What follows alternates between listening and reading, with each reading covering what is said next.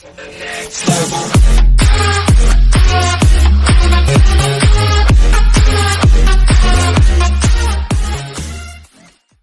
Boston Bruins just gave us the best thing in all of sports, a Game 7 for the Cup. The Boston Bruins saved their season with a dominant 5-1 win over the St. Louis Blues which gives us fans the best thing in sports, a Game 7 for the Stanley Cup. How great is that? Box score.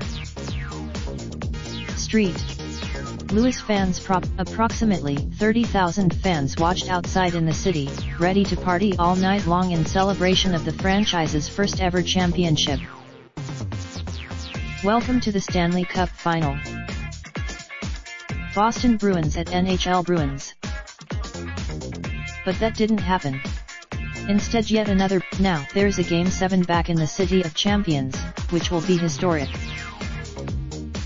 First time the Bruins will host a Game 7 of the Stanley Cup Final in Boston. First Game 7, Adam Pellerin at Adam Pellerin.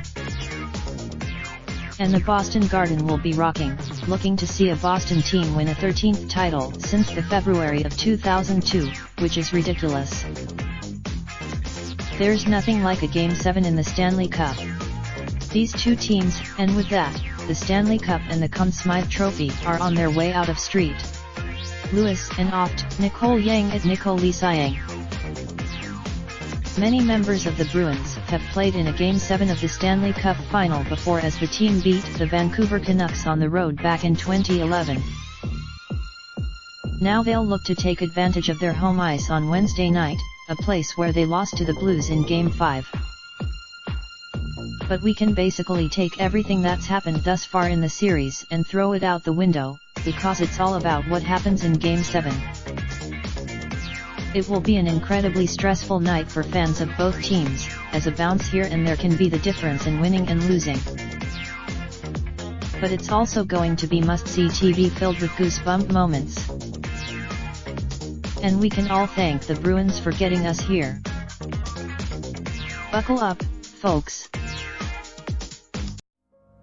Raindrop, drop top smoking, no cooking the hot pot.